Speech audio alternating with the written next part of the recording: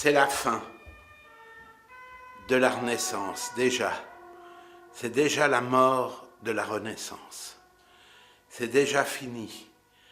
Parce qu'il y a eu des révoltes, parce qu'on est venu transformer les choses. Jusqu'à cette période, il y avait une juste harmonie entre l'être et l'avoir. Et maintenant, malheureusement, l'avoir va dominer.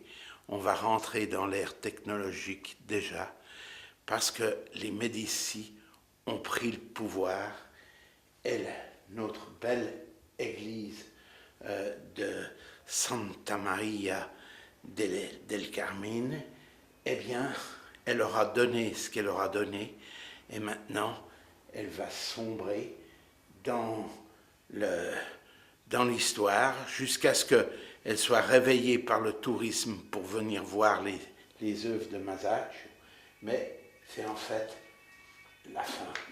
Et cette fin, nous avons voulu l'associer au fait que Giordano Bruno, dont ici on voit la statue sur la Piazza dei Fiori à Rome, quand on voit cet être étrange qui est caché dans son manteau d'hérétique, eh bien, ce personnage,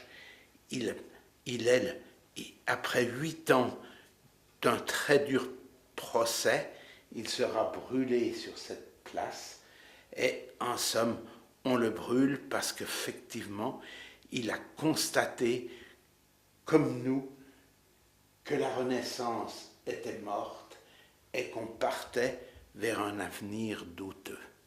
C'est ça aussi qui est malheureux dans cette affaire, c'est ça qui est malheureux, parce qu'on aurait tellement voulu que ça puisse continuer, mais malheureusement, comme toute chose, comme toutes les belles choses, et puis finalement, comme les animaux, comme les humains, à la fin, tout s'achève. Et ici, nous avons comme clôture la mort de cette Renaissance qui nous a donné tant de plaisir pendant très peu d'années, environ 50 ans, entre le moment, ou peut-être même 100 ans, disons 100 ans, entre 1323 et 1435, et voilà, après ça, tout se termine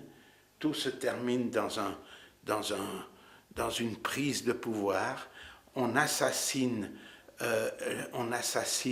l'être et on va développer l'avoir, on va développer la puissance de l'argent, on va faire que l'argent soit dominatrice et c'est malheureux. Voilà.